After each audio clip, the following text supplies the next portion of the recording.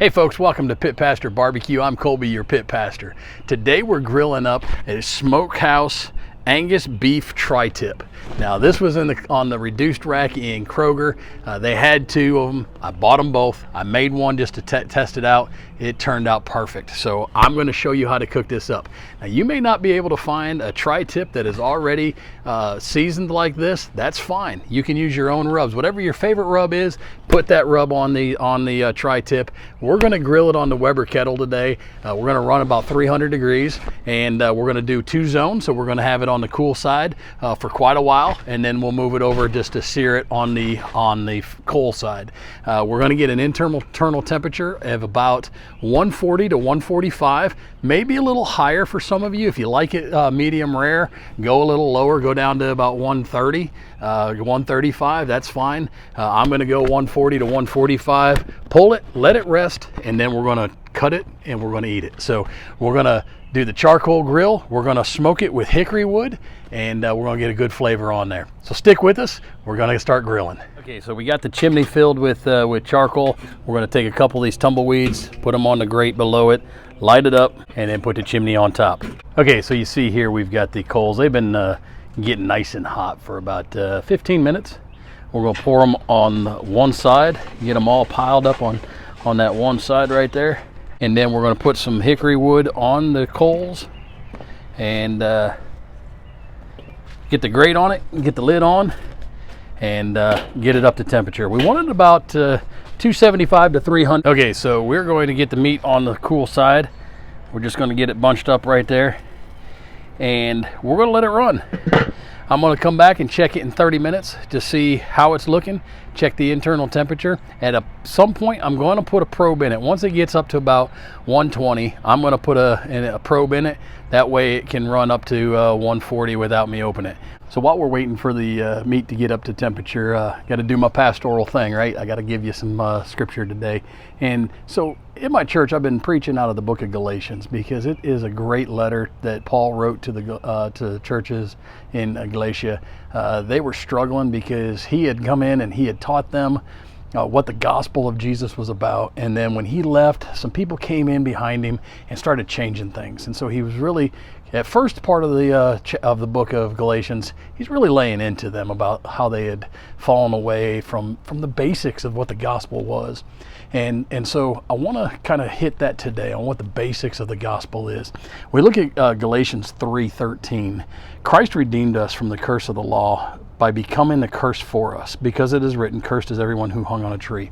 Now, this is the basics, okay, the very basics of the gospel. See, we have been cursed, and because we are human beings, we have been cursed because we sin, and we have a sin nature in us. And the only way that we can be made righteous to God is by a sacrifice, a perfect sacrifice. The only way that we could overcome the curse is by Jesus becoming the curse for us.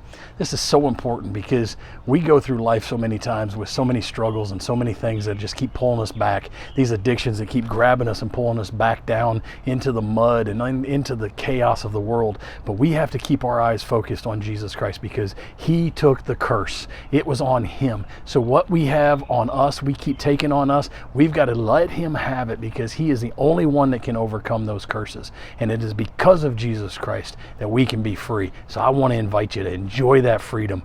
Understand Christ. Understand who he is in your life. Let him have the curse because he took it on himself specifically for you. God bless you.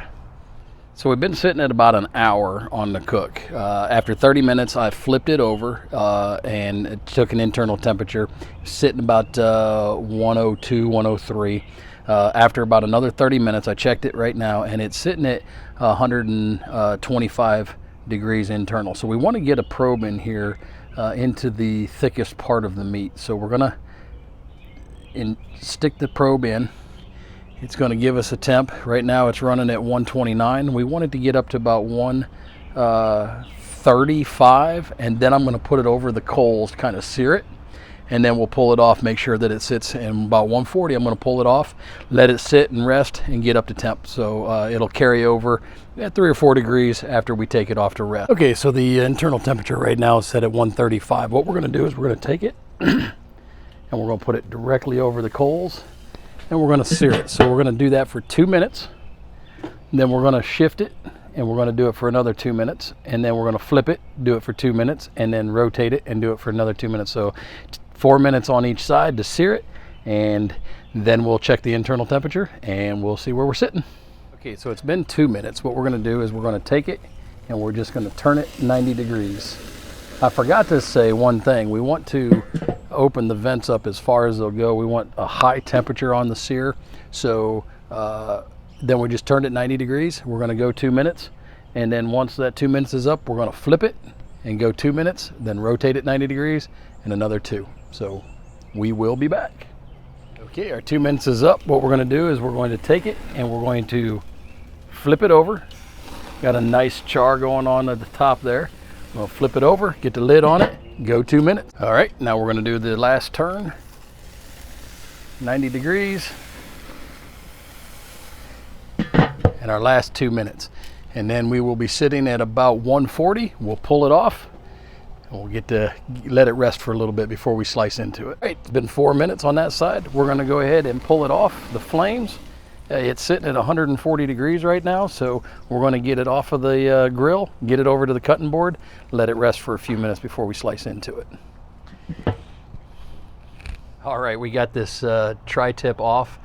So this tri-tip was pretty simple. All it was a pre-packaged Smokehouse Angus beef tri-tip that I got from Kroger. If you put your own seasonings on it, make it your own, that's fine. We put it on the Weber kettle. We ran it for 30 minutes, then I flipped it over, ran it another 30 minutes, then I stuck a probe in it to get the temperature up to 140. Now you may want it a little lower. If you like medium rare, you want to get it to 130. Then you put it over the coals and sear it 4 minutes and then 4 minutes. And then you can pull it off to get it to the temperature. If you want medium rare, it's 135. You want medium, it's 140, 145. I've got family members that prefer the medium, so I go a little bit longer on the meat so that they're happy with it. Now we're going to slice into it, and we're going to see how it tastes. Now, one of the things that I forgot to tell you to do is to remember which way the grain goes when of the meat, so that way you can slice it and you can get some good slices on there. So what we're going to do is we're just going to slice into this. You can slice it as thick or as thin as you want to. We're just going to slice a couple chunks out of it, and then I'm going to eat it in front of you. So there is, man, this thing smells so good and it looks good. It's juicy. There's juice coming out on the cutting board. Now, tri-tip isn't in all areas. It's not a very common in this area here in Virginia. We do have tri-tip from time to time. You can find it at different places. I just happened to be at Kroger, and they had this on the discount rack. I'm going to take a piece right out of the middle here. It's got a nice smoke ring on it. Just going to take a chunk, and this is pit pasture privilege right here. That is so good. It's juicy. It's got a nice smoke ring to it. The seasonings were already on there, so I can't take credit for the seasonings. So there you have it, tri-tip from Kroger. Give it a shot. It's real easy. An hour, 20, 25 minutes at the max. You'll get it just right. Remember, here at Pit Pasture Barbecue, we're just trying to give you good food and an even greater God.